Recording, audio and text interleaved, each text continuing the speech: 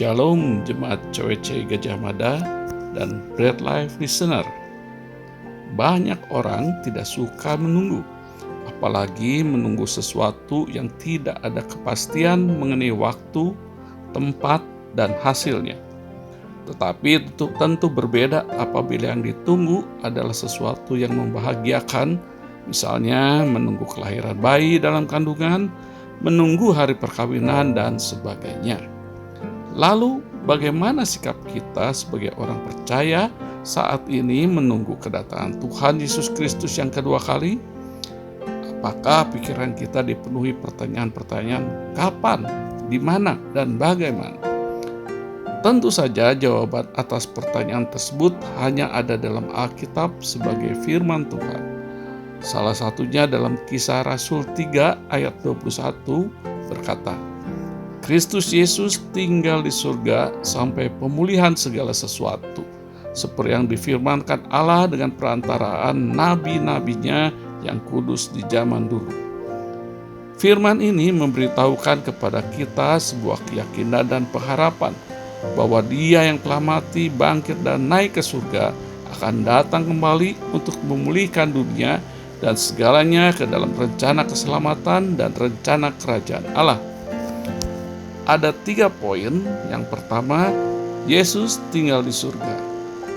Meskipun Yesus telah naik dan bertata di surga dalam Markus 16 ayat 19, tidak berarti Dia tidak hadir dalam keseharian hidup manusia.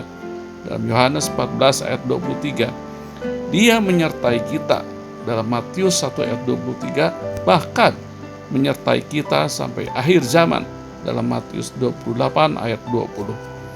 Tuhan mampu berada di mana-mana pada saat yang sama.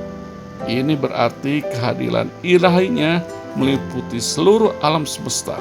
Kemahadiran Kristus memungkinkan Dia bersama semua orang percaya dan pada saat yang sama di sekitar semua orang Kristen di seluruh dunia.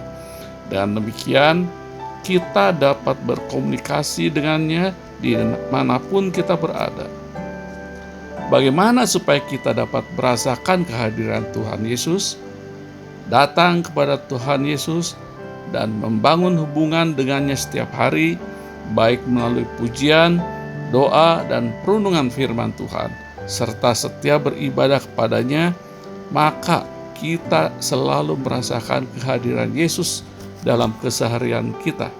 Kedua, waktu pemulihan segala sesuatu. Mengenai waktu pemulihan segala sesuatu itu, di mana Yesus akan datang kembali dari surga untuk kedua kalinya, tidak ada yang tahu kapan terjadinya. Matius 24 ayat 36 mengatakan, tetapi tentang hari dan saat itu tidak seorang pun yang tahu, malaikat-malaikat di surga tidak, dan anak pun tidak, hanya Bapa sendiri. Kisah 1 ayat 7 juga mengatakan, engkau tidak perlu mengetahui masa dan waktu yang ditetapkan Bapa sendiri menurut kuasanya. Ini diucapkan Yesus kepada para murid yang bertanya kepadanya mengenai kapan Dia akan memulihkan kerajaan bagi Israel. Ayat ini menekankan bahwa hanya Bapa yang mengetahui saat kedatangan anak. Tentu menjadi pertanyaan kita, bagaimana mungkin Yesus Tuhan dan Juru Selamat kita tidak mengetahuinya? Para ahli Alkitab menyatakan bahwa Tuhan Yesus tidak mengetahui hal itu dalam kapasitasnya sebagai manusia. Dalam Matius 24 ayat 36, Yesus mengatakan, anak tidak tahu. Ini menekankan statusnya saat itu sebagai anak manusia. Sebagai anak manusia, Yesus Kristus tidak tahu tentang waktu kedatangannya kembali. Namun sebagai Allah, tentu saja Yesus tahu tentang saat kedatangannya. Sebenarnya, memang kita tidak perlu juga memperdebatkan kapan Yesus akan datang kedua kali. Oleh karena itu, firman Tuhan mengajar kita untuk berjaga-jagalah, sebab kita tidak tahu pada hari mana Tuhan datang. Dalam Matius 24 ayat 42. Ketiga, pemulihan segala sesuatu. Kedatangan Kristus yang kedua dari surga ke dunia akan menggenapi penuh pemulihan segala sesuatu. Pemulihan ini adalah bagian dari rencana Allah yang pasti terjadi.